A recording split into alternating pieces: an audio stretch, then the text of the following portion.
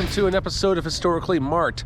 I am Jason in St. Louis at Calvary Cemetery, and yes, I had done an episode here 3 years ago, but just recently there is a brand new memorial dedicated to Dred Scott, and it's really huge. It's 9 feet tall. It was just dedicated here just a few weeks ago by Dred and Harriet Scott's great-granddaughter, and I'll tell you more about that. But I was here when the old memorial or headstone was here, but it got replaced, and so I'll go ahead and show it to you. So here we go. All right, so it's early November of 2023, very sunny and bright day in the fall. This was dedicated September 30th, just a few weeks ago, and this monument has been a dream in the works for many years by the great-granddaughter of Dred and Harriet Scott. Lynn Jackson is her name, and she helped raise money for this memorial through GoFundMe. She was hoping to host a lot of fundraisers, but of course the events of COVID-19 made that a hurdle.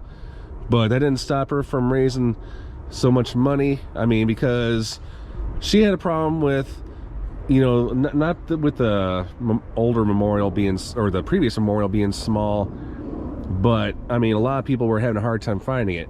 And yes, I was one of those people 3 years ago when I first visited this gravesite. But I think it looks really great. I mean, I'll show you the whole thing in just a sec.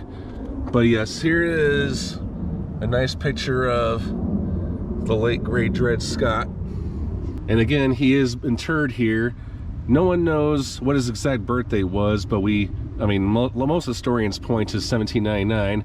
He died of tuberculosis September 17th, 1858. So here's what it says down here. This has more historical text, by the way. In memoriam to the man, Mr. Dred Scott, who found his final resting place here in 1867, 10 years after his infamous U.S. Supreme Court case, Dred Scott versus John F.A. Sanford, decided on March 6, 1857. He laid his burden down on September 17, 1858, also known as Constitution Day in the United States. 1 year and a half after the 11-year battle he and his wife Harriet fought to free their family was lost. Their case is still known today as the worst U.S. Supreme Court decision ever rendered.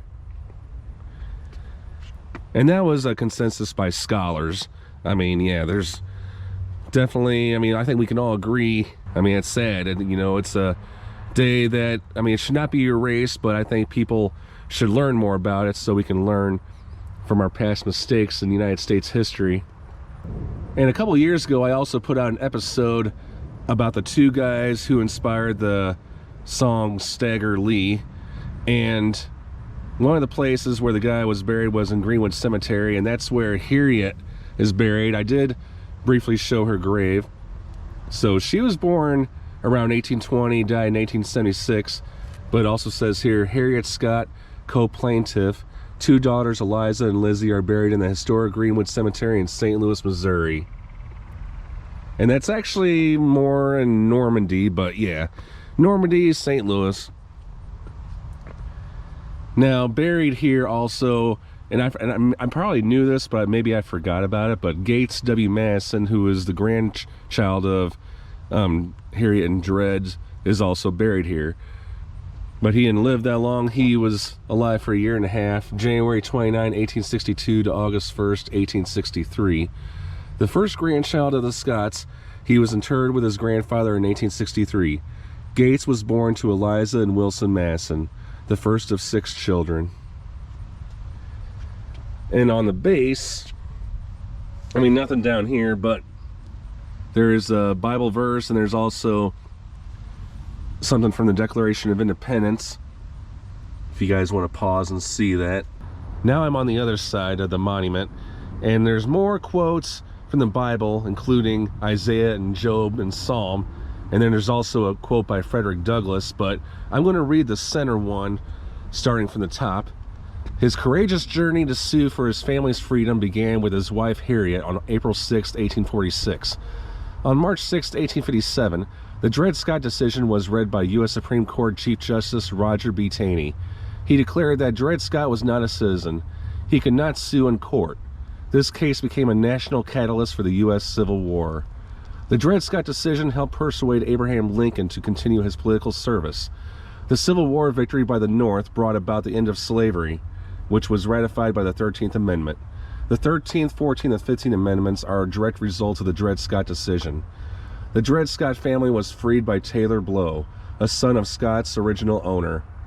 Blow bought the family for $2 from abolitionist Dr. Calvin Chaffee and his wife Irene with the express purpose to free them. Taylor Blow moved Scott here from Wesleyan Cemetery on November 27, 1867. He laid here in an unmarked grave for 90 years.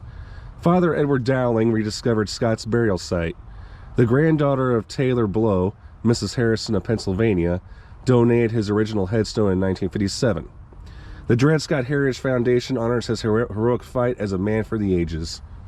And I will go ahead and read the one from Frederick Douglass, which is this pillar right here. He may decide and decide again, but he cannot reverse his decision of the Most High. He cannot change the essential nature of things, making evil good and good evil. Happily for the whole human family, their rights have been defined, declared, and decided in a court higher than the Supreme Court. And that was by Frederick Douglass. And then down here at the base, there's a paragraph, well, excerpts from Dred Scott's eulogy from the New York Times in 1858. I'll go ahead and read it. It is not well to let the great pass away without note and worthy honor. Dred Scott is dead. It is only now and then we are called to regret the loss of the truly eminent. Once or twice, perhaps, in a generation. Dred is of these. His name will live when those of others will be feebly remembered or wholly forgotten. Posterity will make an inquiry about the subject of that great leading case, decisive of human right, upon which the fate of the Union was in his day presumed to depend. So by all means, let the noted Negro have his obituary and monument with the rest. Of a truth, few men who have achieved greatness have won it so effectually as this black champion. And then there are also a couple benches.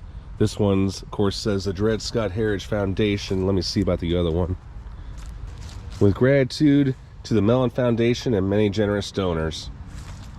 I would like to close out with a quote that was recently made by current Supreme Court Justice Sonia Sotomayor, who recently said about Dred Scott, "Dred Scott lost his 11-year battle for freedom in the courts, but he won the war. And so that's why I think we have to have continuing faith in the court system, our system of government." I do hope people, if you're in St. Louis or if you live in around the area who love to visit cemeteries, I do hope you get a chance to visit this brand new monument. I think it's a great way of preserving the legacy of the late, great Dred Scott. All right, I am Jason in Calvary Cemetery, signing off.